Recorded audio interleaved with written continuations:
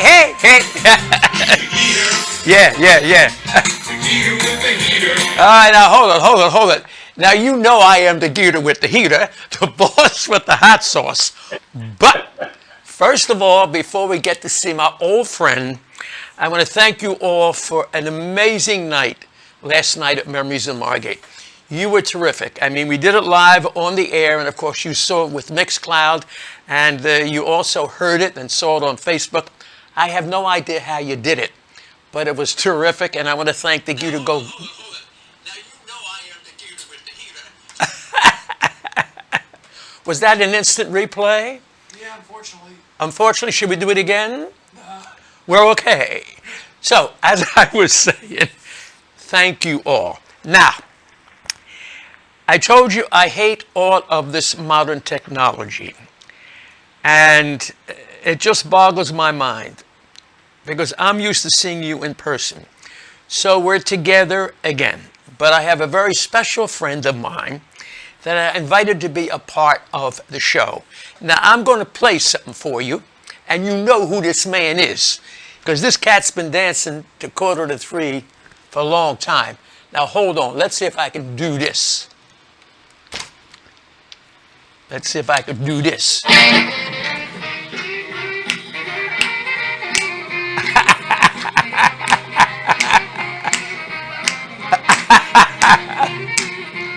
Well, don't you know that he danced till the 2:45. Yeah. All right, now Gary, welcome to Philadelphia, welcome to Jersey, welcome to Zoom. How are you? I am fine, my friend, and you? Well, you know, you're in Jersey right now talking to me, right?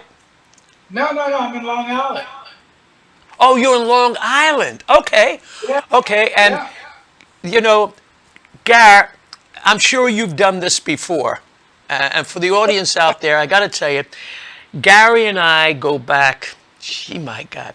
Let me ask you this question, Gary, because Yeah. the audience doesn't know this, but you originally used to sing with a group called the Turks. Yeah, that was when I was living in Norfolk, Virginia. Uh-huh, uh-huh. Now, but you were born in Florida, if I remember, and then you wind up in Norfolk, Virginia. In Jacksonville, Florida, and then from there, when I Uh-huh. guess around 3 or 4, my mom and grandma moved to Norfolk. They did. And the influence has always been gospel, correct? Well, yeah, I did a little gospel. You know, I wasn't that good in church because I did so much wrong. They wouldn't allow me in there.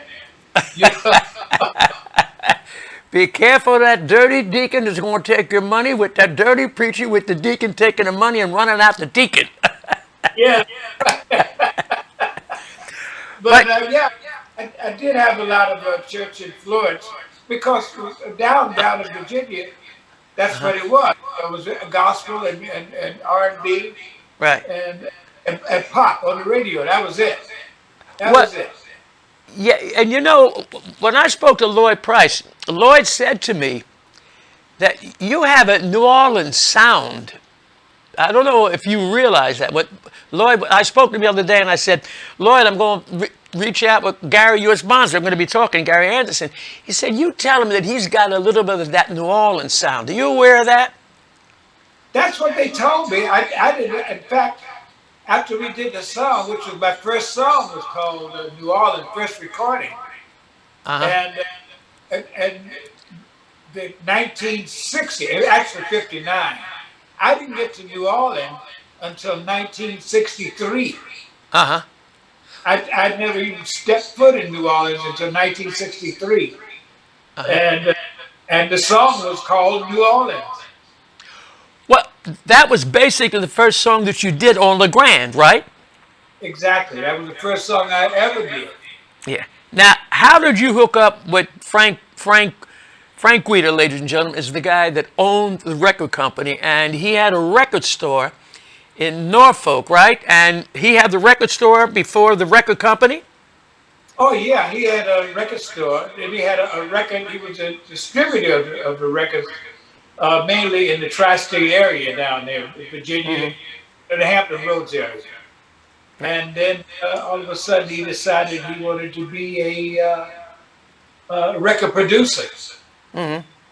And What? I wasn't the first one.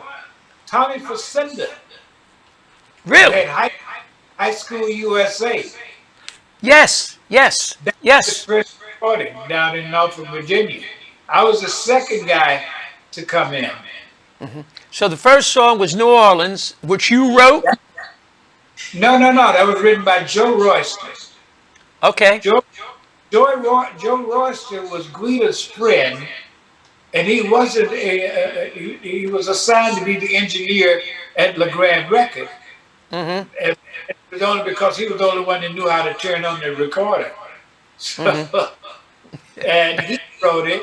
He was a country guy, Okay. and he wrote a country song. And they asked me to turn it around and make it R&B or Uh huh. pop or something like that.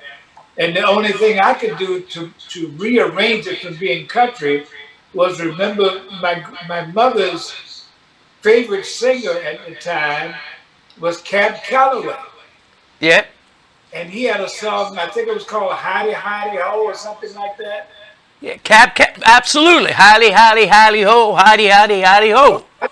so I Yeah. took that theme that he used as the audience participation thing with the Heidi Heidi Ho, and I added hey, hey, hey, hey, yeah to the Wow. lyric the Royster put on, Uh huh. to make it So, more of a rock song. so first you got New Orleans, then Not Me, Yep, right? that was that. And then, but you know, it's funny because I played the original version of Not Me by Gary U.S. Bonds. I don't know if Yeah, you realize this, Gary, but what happened, Cameo Parkway, as you know, which had the inn because of Dick Clark's bandstand, Cal Mann and Dave Apple and Bernie will come over to the record hops. And you might remember when you did a record hop with me in South Philadelphia at the Dixon House. yep, And you did Not Me, the demo. And the kids yeah, started to do the Pony and the Crossfire with that. That. And the Orlons needed a hit. And that's when they covered your song, Not Me. yep. Now you know what happened with Not Me. Not Me was banned on the radio at one point. I don't know if well, nothing was ever banned from you, but but the rest of the radio in the country they banned that song because of the lyrics. One part of the lyrics says, "Come on over, baby, let's have some fun." They said, "No, no, no, no, that's dirty. That's dirty." And then Yep. the other, "I'm going to punch you in the eye." And they said, "No, that's too, you got a violent song here. We can't You, play the you, song." you know, that's real because I'm going to tell you people about the lyric. When Lloyd Price did Stagger Lee, Dick Clark would not play it until they changed the lyric. Yeah, Did you know that, Gary? yeah, I know. I didn't know that until later. Yeah. So the lyric that Dick played was not on the actual record Right. because, it was a little risque about in a game and a shooting and beeping all that other stuff. Yeah, and they said, "Oh yeah, come on over, baby, let's have some fun." Uh-huh. Those guys must be dead these days, huh? They're not around anymore. They haven't heard some lyrics on some of these new songs that are out. Come on over, baby, let's have some fun with Miles. The Reverend would speak on that one. Now comes quarter to three. All right? Which basically, if you listen to Not Me, it's almost quarter to three. Am I correct, Gary? Yeah, it's kind of like that, but that was Daddy G's song. Yeah, Daddy, Daddy G had a song called "A Night with Daddy G." right. Well, that wasn't that the B side for quarter to three? No, no, no, it wasn't the B side. The B side was what was the B side? Uh, oh man, I A can't night even with think. Daddy G? No, it wasn't the B side. "A Night with Daddy G" was Daddy G's song, Right. and the B side of his was still a Mm-hmm. continuation of A Night with Daddy. Mm-hmm. Night with Daddy G Part Two. Right. So Did you expect? the B side on Quarter to Three was I think Time Old Story. Okay, okay. Now, Daddy G, when you were working with him, did you cats rehearse that, or he just blew horn on that from ad libbing as a musician? No, he already knew it. They had been doing it. They were trying to make it work, but the Mm-hmm. song was selling. So Mm-hmm. when I Mm-hmm. went to the studio one day, I just went in there and just wrote lyrics to what he had already done. Right. Right. know? Let me ask you And about the curl. Whose idea yeah, was it with the curl? I you know what the curl was. I wanted something different, and different to me was doing anything that Bill Haley did. So, Uh-huh. because Bill Haley was the man down in Norfolk, would rock around the clock. Right. So I said, okay, well, I'm gonna be a rock guy, so I'm gonna give me a curl too. I sent Gary a picture. I have a picture with Gary when he was doing the record hops with me. He looked like he was 13 years of age, and predominantly you saw that curl. And as Gary said, it was Bill Haley and the Comets that originally were doing that out of Chester. Gary, Yep. back then, people today, they talk about royalties and things like that, and everybody said, well, we never really got paid. You wrote most of the songs that you did, correct? Yeah. Okay. Yeah. Did you get a royalty? What was the royalty back then? It was probably around 2 cents, 2.5, 3 cents. Right. I think the big royalty was if you got it was maybe 5 cents. Uh huh. Uh huh. That was Uh huh. if you were somebody like Fats Domino, Little Richard, or one of those guys. Right. Right. But But me, I think I got up to 3.5, and then I conked out. what was the first thing you did when you had to hit record? Did you get a car? I went down. That's a funny story, Jerry. I went down. They gave me this. I didn't know how much I was expecting because I didn't know. And my first check was $127,000. And I'm looking at it and I'm going, what the hell am I? What is this? So I didn't know what to do. And I went downtown and I saw this Cadillac in the Cadillac I wanted. And I think I'll buy it. And I walked into the place and I told the guy the one I wanted, and he went, okay, how you going to pay for that? I said, but I'm going to give you some money right now. He said, well, how much you going to give me? I said, how much does it cost? That's what I'm going to give you. Because I think cars then only cost about $11,000, brand new, you Yeah. know? So I handed him the check and he goes, I can't do anything with this. I go, I said, well, the check's no good. He goes, no, the check may be good, but you just can't pay me like that. Don't you have a bank account? No, I don't have a bank account. He said, well, open up a bank account and come back. Now, meanwhile, the nearest bank that I know is about 5 miles down the road. I got to get back to the block and walk 5 miles to get to the bank. Now I got no ID. Look, it took me 2 days to figure out how to put money in the bank to get it out to go buy a car. And that's what I did. Once I got it, once I figured out how to do it, I gave the guy the check, drove out there, went straight to Fine's Men's Shop. There's a joint called Fine's Men's Shop. Uh-huh. And bought me about 6 suits and shirts and shoes. I mean, I was decked out. Put it all in the trunk of the car. Put the top back Uh-huh. and written. and rode up and down Church Street, which was a black street at the time. Rode up and down Church Street for about 2 hours so all the girls could see me. I wouldn't give anybody a ride. I just rode back and forth up and down. But that was a good day for me. I mean, I had a blast doing that. Listen, when you worked at the Hialeah Club, for you folks out there, the Hialeah Club, in Atlantic City, there were certain clubs. The 500, as you know, was the club that had Frank and Sammy Davis, all big popular acts.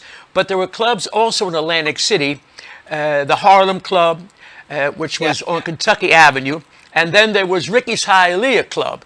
And you worked the Hialeah Club in Atlantic City. I think it had to be about 62, right? Salute, Gary. Was that the first? Was that the first club engagement that you did this way? In Atlantic City? Yeah. Yeah, it was. It was the Hialeah Club. Right. Because you and I, you did the record hop at that time, and I remember, for you folks out there, if you know about Steel Pier also, Steel Pier was where the Four Seasons appeared, everybody appeared, but you had to do 5 shows a day. It was easy for you when you were at the Hialeah Club because you did maybe 2 shows and you got your money, but Steel Pier, did you ever work at Steel Pier? Yeah, I did 1 show there. And that was a good show too. Mm-hmm. Did it with somebody, I don't remember who it was though. Mm-hmm. But me and somebody else. You don't remember who it was? No, I don't remember who it was. But it had to be somebody that I admired, because I remember I stayed around to watch the show. But it was either Bo Diddley. Oh yeah. Or it was. Listen, do you remember Bo Diddley's real name? Yeah, McDaniels, something. Elias McDaniels. Yeah, Elias McDaniels. Yes, I remember his name. Yeah. Gar, I didn't realize this thing, but you were so hot that in '63 you were the opening act for the Beatles on the European tour, right? Well, that's what they say. Now let's find out the real story. When I went over there to do it with Gene Daniels and Johnny Burnett. Yeah. You were dreaming and 100 pounds of clay. Yeah, and that was a tour. And we had a band that backed us. We didn't have any of us had our bands with us. We used their bands in Europe. And I don't know whose band it was. 2 years later, Guida told me, you know those guys you worked with in Europe that time, that was the Beatles. Yeah. I still didn't know who the Beatles were because they hadn't gotten here, you know? And when I went there, they gave me a recording to bring back to Guida. And I brought it back to him, and we sat in the studio and played it. It was the biggest piece of crap you ever heard in your life. Guida threw it in the garbage can, you know? And he said, man, those Beatles, they're never going to make it. That's who told me it was the Beatles. I got a feeling it really wasn't the Beatles. I got a feeling it was another group. But Frank Guida thought it was the Beatles, and that's what he told me. And that's a lie I kept telling people. Really? You know, Chris Montez told me the same story because Chris, you know, opened up for the Beatles. Yeah. There were so many opening acts. Even the Ronettes, if you remember, were the opening act with the Beatles. You know, Frankie Valli, you'll love this, tells me a story. You know, when Frankie was first performing in the clubs, do you know who he opened up for? Don Rickles. Don Rickles? In Buffalo, the Town Casino or the Royal Casino back then. What did you think? What did you think of Darren when Bobby Darin made the transition from Splish Splash, Queen of the Hop, you know, all of that, and then did, you know, Mac the Knife from the album Okay, that's all. I love Bobby Darin. I thought he was great. He was a fantastic. I never saw him live. I never saw him live, but I saw him on a TV show, Hmm. and and I heard so much about him from other acts. But me personally, I never got a chance to see him. I wish I had, because I thought it was really, really cool. His records were cool, you know. He was the one that actually he sang, and he sang it like he actually meant it. You Well, know, you he didn't know, have a big voice like a lot of those guys. Oh, you didn't go. You know, I didn't know what they were saying. you, you, you know what happened, Gar? When he wanted, and the same thing happened with Daddy Ray Charles. When he wanted to do the album, That's All, Atlantic said, you can't be doing Standards Beyond the Sea, Mac the Knife, Was There a Call for Me? He said, you're a rock and roller. Darren knew exactly what he wanted to do to Yeah, change his image so he can go from doing rock and roll shows into the nightclubs. And he's the yeah, first artist that did that with the album and was booked in the Copa. The Copa in New York City, as you remember, was like the Latin Casino in Philadelphia or the yeah, 500 Club in Atlantic City. They featured nothing but the biggest show business stars. Jerry yeah, Lewis, Sophie Tucker, all the big names. When he did that album, even Dick Clark said to him, Bobby, the kids can't jitterbug. He said, I guarantee that the jitterbug. And he opened up the doors because of that album for other artists. Sam Cooke, the Supremes live at the Copa. Everybody wanted the nightclub business back then. yeah. And with Ray Charles, if you remember, Ray basically was on Atlantic and was doing the blues. You know what I'm saying? All that old stuff, the good stuff that he was writing. But in 59, when the contract was up, he wanted to do modern sounds of country and western, which Yeah. changed his career. And if you remember, Atlantic said, well, you can't do that. I mean, you're like a soul, rhythm and blues, rock and roll. So ABC Paramount started the new label, and he said, well, I'm going to produce my own album. So it's interesting how our artists, because of the material and the songs, were able to elevate their careers. Yeah. And you're right. Sam Cooke, they tried to pigeonhole him too. And at the Copa, his album, Sam Cooke and the Copa, was fantastic.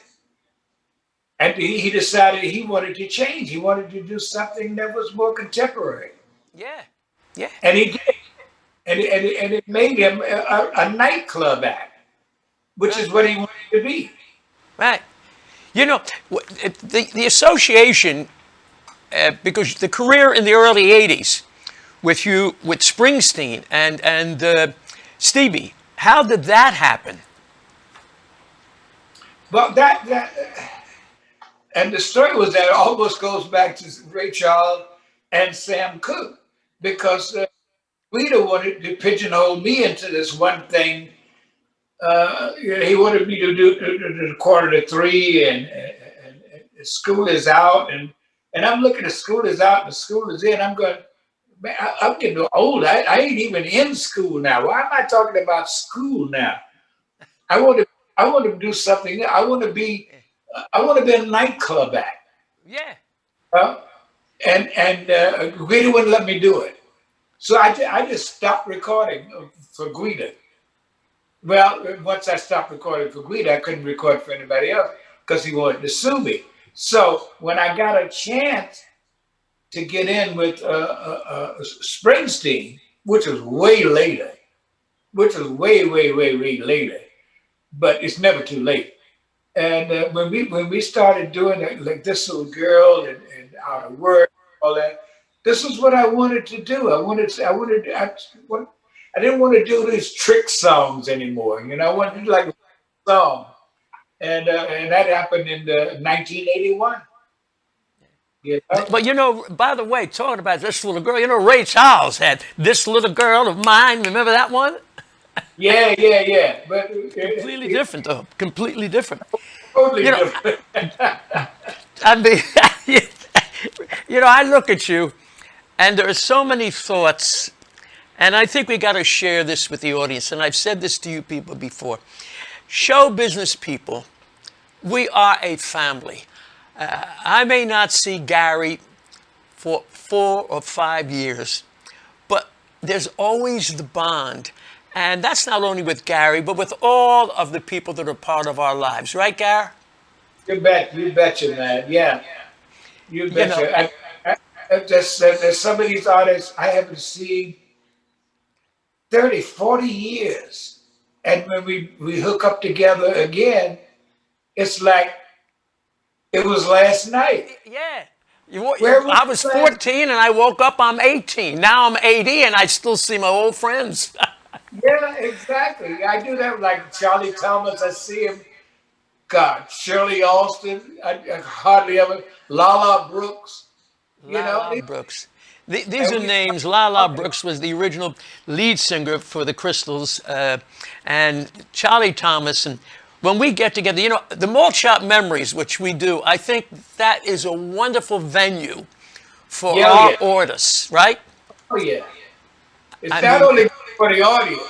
It's good. It's good for the participants, for the rock and roll singers. They're having more fun than the audience is having on those ships. you know, We should be paying them. don't tell Alan Rubin that. Oh no, keep that quiet. Keep that quiet. Let me ask you a question. I know it drives me crazy when I cannot perform before an audience. That's why I opened up Memories during the summertime with nobody there, but doing the radio broadcast as we're doing right now, because I felt the connection. Now, thank goodness, I'm able to open up the club, but I think it's terrible for some of the performers that cannot no longer perform because our lives are about performing. How do you feel about that? Yeah, it's you know what? Freddie Cannon last year, and I called him up because Jerry Seelig said, hey, Freddie Cannon retiring. I go, what? What do you mean Freddie Cannon's retiring? He goes, oh yeah, says he doesn't want to sing anymore. I immediately called Freddie up and go, what the hell is wrong with you? You can't retire. There's people out there who want to hear that crap you're singing, all right? So keep singing it. And I stayed on the phone with him for about an hour and a half.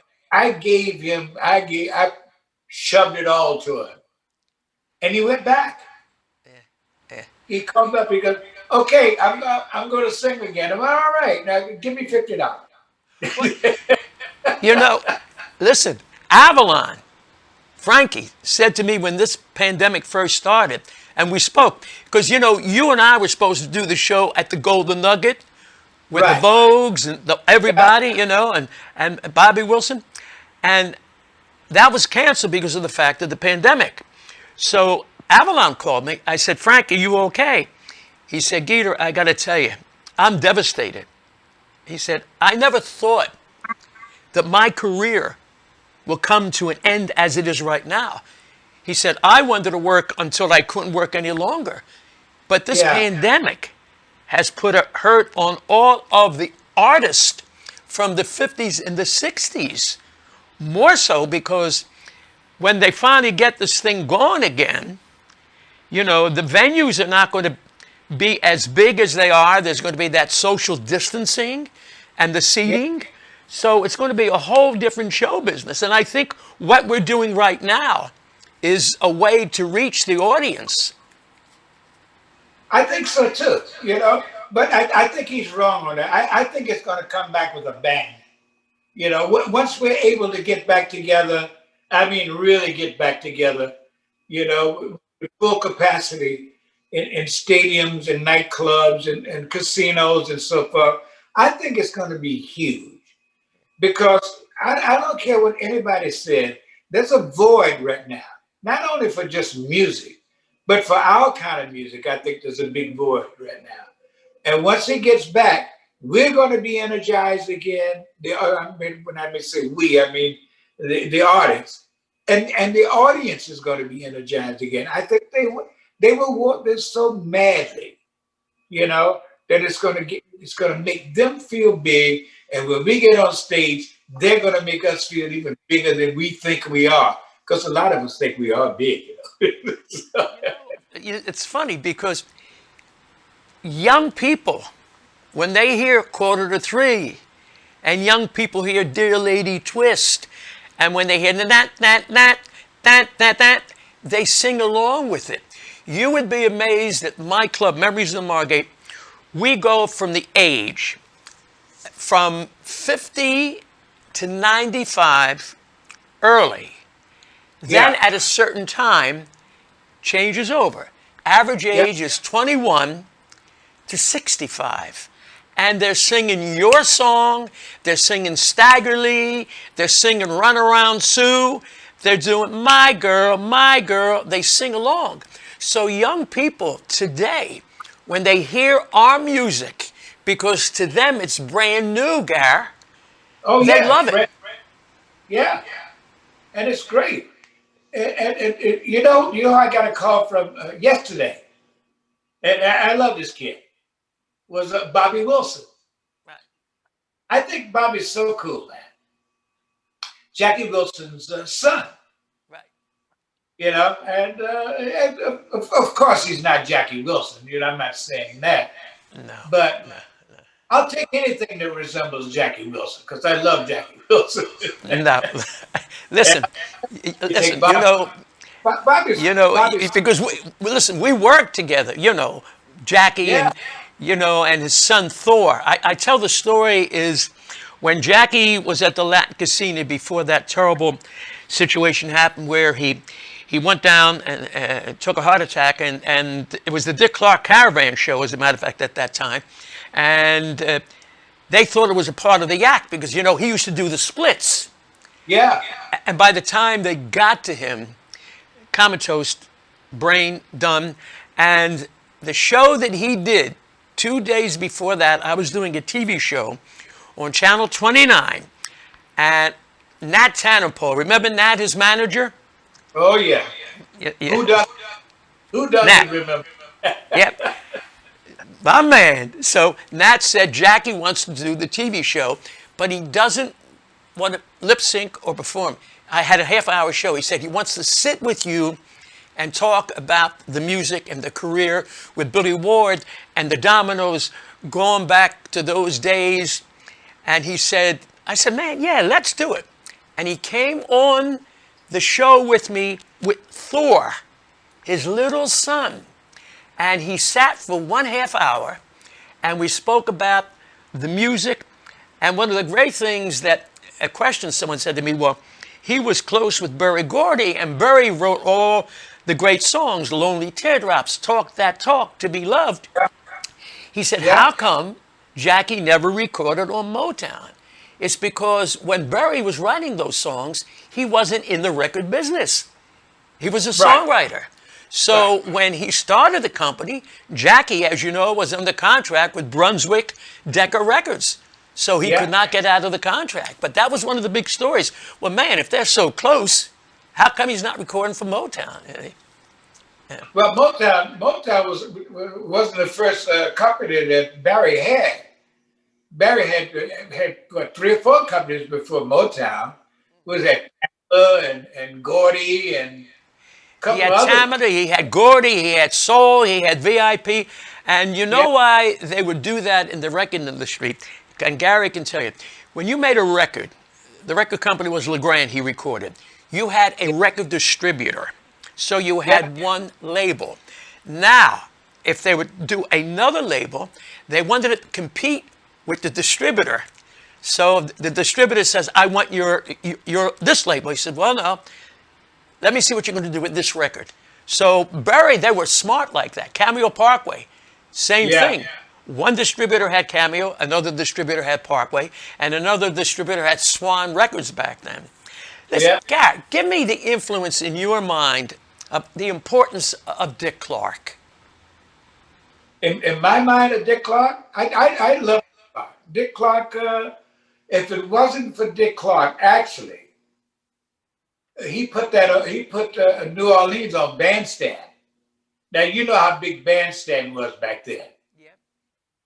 Me and Frank Guida went to Philadelphia to sit down with Dick, and we had a meeting with him that day, which was amazing to me. You know, and he says, "Well, what do you got?" And so we played him this song that nobody in the country was playing. Maybe you, yeah, a couple other people in Philadelphia, but the rest of the country thought that New Orleans was a dog. I mean, a complete dog. They said, "Nah, it sounds bad. You know, it doesn't have any feeling. It doesn't sound like a real recording. Nah, we're not going to play it." Until Dick Clark put it on American Bandstand that day, and played it twice. It's the only song played twice in one day at the And all same over the country. All all over over the the country. country. You Twice. know, He you never just brought played, up an interesting never thing. played the song twice. Right. He played that. He played New Orleans twice that day. The next day, every DJ in the country was going, "I love this record." Meanwhile, the day before, "Nah, this is a dog. We don't want this crap on our station." Not until Dick Clark played it. So I thanked him for that. You know, what he did, Gary, too, before Bandstand, as you know, all of the R&B groups would have regional hits. Ain't That Yeah, a Shame, Fats Domino, Tweedledee, Jim Dandy, Laverne Baker. And there were yeah, regional hits. What would happen, the majors would then cover all of the little R&B artists and have gigantic hits. When Dick yeah, Clark came along and played New Orleans or Quarter to Three, how are you going to cover that when it's being heard and seen across the entire country and kids are dancing? He put the end of the majors as far as covering the little R&B acts. So a yeah. lot of people didn't realize how important this man really was to the industry. And Amazing. they tried to hook him into bribery too. I guess they call it bribery. I I had him come to my house, not my house, but my shows. And I don't know, the FBI or CIA. I have no idea who they were. Well, how Well, you, much did you have to pay Dick Clark for that? I pay him nothing. Now, come on, give me a figure. What do you charge you to put this on? Nothing. okay. Listen, Remember, they were trying to do something to him. They were trying to lock him up. That's what it was. well, I'm going to tell you one of the reasons was that whole payola situation happened That's what it was. because Payola. of the publishing company, BMI. ASCAP was the big publishing company back in those days. Yeah, BMI was the little publishing company that had all the rock and roll publishing. And yeah, when the majors no longer were having hits because they couldn't cover the R&B acts, that's when there became a situation about the payola. But payola, everybody was doing that back then. I mean, yeah. there was Correct. no law against that. You know, my career, as you know, Gary, I wanted to play what I wanted to play. You couldn't give me money to play anything, man. If I wanted Right. to play it, I played it. That's the way I am. But back in the day, disc jockeys, there was nothing wrong with it back then. And you know, listen, Alan Freed, Dick Clark, all the disc jockeys had publishing and all that stuff back in those days. You see. But they called it payola. I didn't understand the payola part of it because I mean, you never give a guy cash. I mean, you could come and say, "Would you come do the show for me for $10,000?" Okay, for $5,000. All right, I'll do that. But you could do it. What's wrong with that? They still do that. I They, guess they do it in that different ways. day. Listen, I didn't realize it. I ain't going to tell the people how old you are, but I didn't realize that you and I are basically the same age, except we you beat we me are the about same 6 months. age. We're 37 years old. Is it the wine that keeps us going mighty fine? Huh? Is How it do the you, wine that keeps us going mighty fine? I think it's the wine, my friend. You know, Guy, I tell the people out there, the best gift that I give all my friends, and he can tell you, is wine and macaroni. Last night, we were sitting at the dinner table, me and my wife, and we had this wine, which I'm drinking now, Spanish wine. And she goes, I don't know if I really like this. I go, no. She said, I like the wine that Blavitt has when we are on the ship. He has the best wine. I go, you're right. She goes, where does he get his wine? I said, I think Italy. What you think Italy? Listen, by the way, you know, we got to remind the audience out there that even though the Malt Shop Memories Cruise is not going out this year, it is going to be going out. And as you know, Gary is a part of the family that is always a part of the Malt Shop Memories Cruise. And Gary said something for you folks out there, which is so important. We we love the cruises because we feel young again. And the wonderful thing is, as he said, we should be paying you. That's right. Uh, you know, but don't tell Alan. Don't tell Alan that. Well, how's the kids and your wife? Everything good? The girls? Things good, my wife's upstairs, and she's cooking something. She's always cooking, and my daughter's out picking apples somewhere.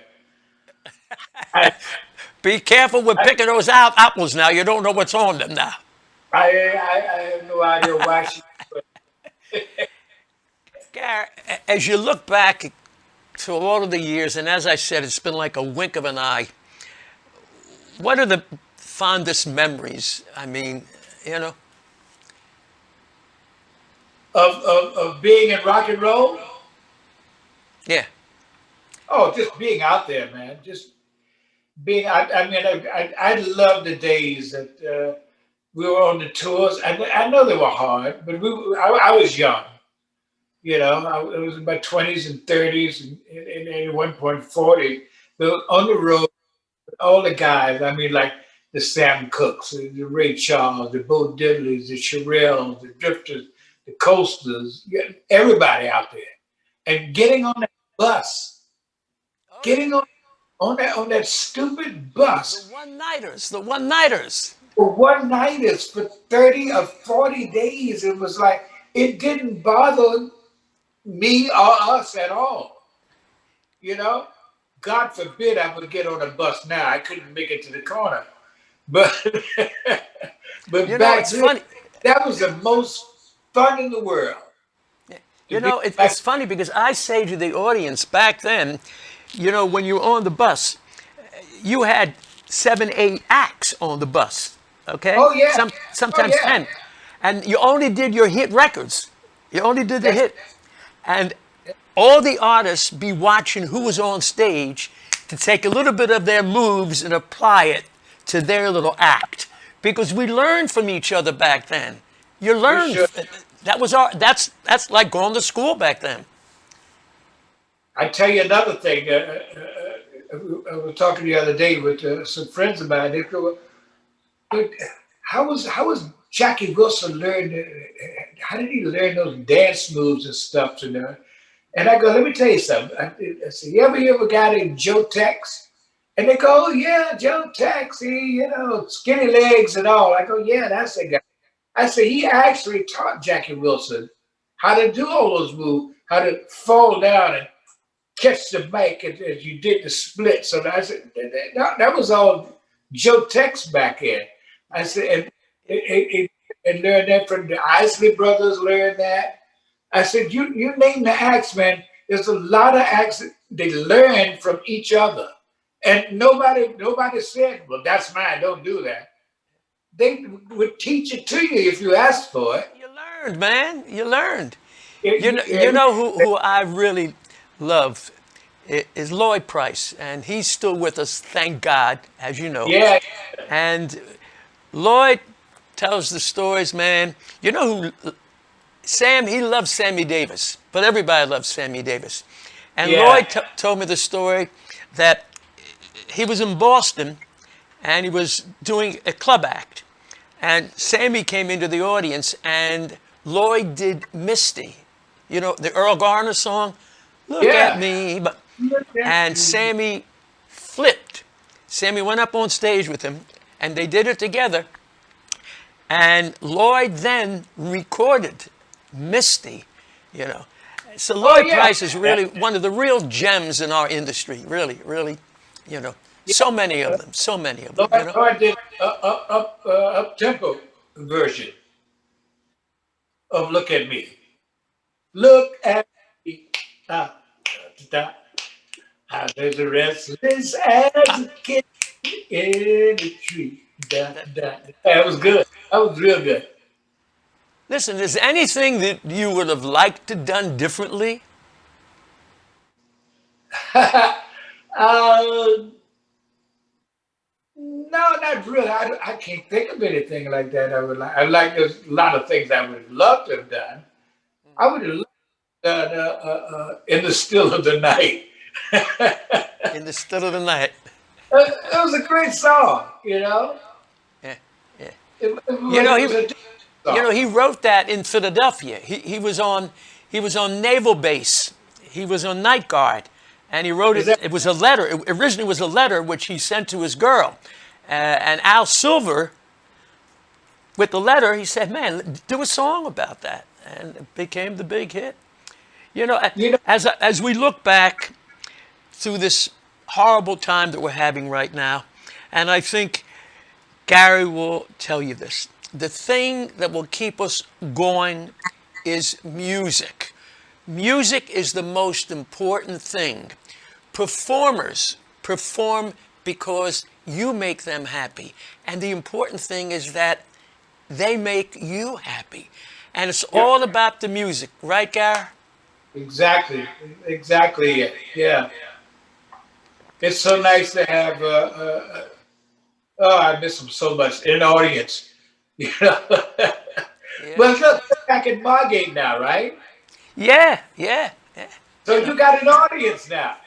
Well, I'm all, but you know, we did. This is this modern technology, Garrett. Look, it took us almost 40 minutes to be able to hook this thing up, but we have to acknowledge the fact that David Angelo over here, and I can't forget Joel Stevens. He's a little genius, a little crazy, but he's a little Yeah. genius. And without these two guys here, we wouldn't be able to do this. But you know what we're going to be doing, Garrett?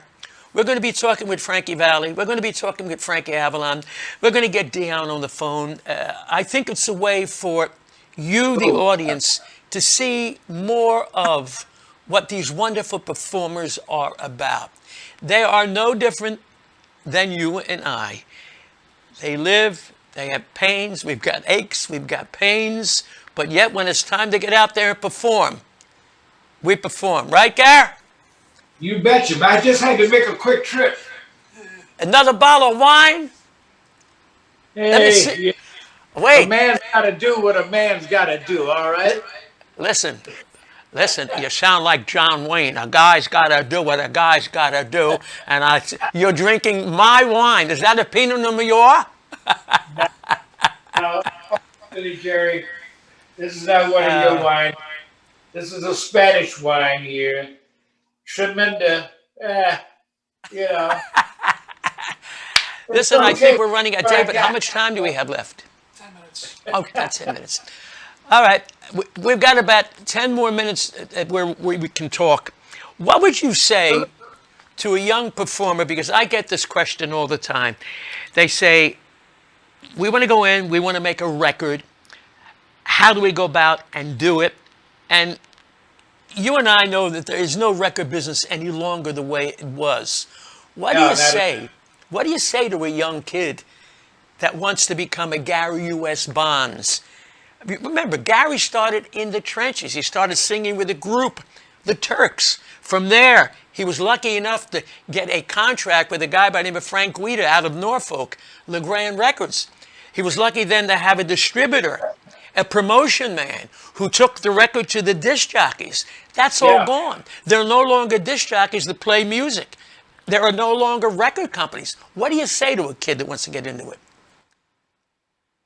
Good luck, kid. It's really hard. It is really, really, really hard.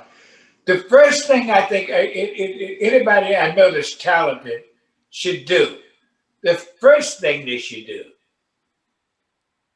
find a good lawyer. Yeah. Okay. A good lawyer, and then go out and just go into any kind of recording studio. And nowadays you can do it ready in your own home. You know, if you can afford it, or your family can afford it, or somebody, and go find you some cheap recording gear. And I tell you, you'd be astonished at the amount of stuff you can do on something that costs you less than $500. Astonished. And you can actually do it on your cell phone. I did a video not too long ago. I did a version of Out of Work, the song that Springsteen wrote for me in '82. I did it with me and my guitar player, and we did the whole video Right. for the coronavirus thing. Yeah. The doggone thing, I looked at it the other day. They had over 100,000 hits. That's amazing. No, I didn't get paid for it. But that boggles my mind. Because, Yeah, I'm a one-on-one person. You're a one-on-one. When I perform, I got to have an audience there. This is the new audience that are watching us right now. And yeah. it's happening. Excuse me for a second, Gary. David, how much time do we have? You okay? We got 7 minutes. You got what? All right. Well, do me a favor. Give me a 3-minute countdown. Just give me a 3-minute countdown, okay? We're going to be running out of time, Gary, but I want to thank you for all of the years that we've been friends, and the talent that God gave you is something. I want to thank you also, my friend. Well, listen, I love you. All right? I love you too, babe. And we'll get together, and we will be working again. We were supposed to do the Golden Nugget. So Yeah. as soon as that happens, we'll be all back together, okay? Oh yeah, it'll be fine. Like it never happened. Listen, I got some wine for you when I see you. Salute to you, my brother. Thank you. My man. Ladies and gentlemen, my man Gary U.S. Bonds. As I said, when you talk about people in show business who have created a sound, not only Gary, you talk about the Isley Brothers, you talk about all of the wonderful artists that have been a part of our lives. And before I leave, I want to thank you. I didn't get an opportunity. We had so many questions that we'll get them next week, okay? We'll get them next week, and we'll figure out how we're going to do more of these wonderful things. I want to get in touch with Avalon. I think next week we'll get in touch with Frankie. And then, hey, because ain't nobody working, so it's easy for us to reach each other. And I'm also doing something which is interesting. I'm doing a column. Years ago, I used to write a column for the Daily News, which was called Geator Gab. And it was very successful. And then I did it for the Atlantic City Weekly, which became the Hoot magazine, and now back Atlantic City Weekly. So I'm doing a column, and it's for New Jersey Free Press.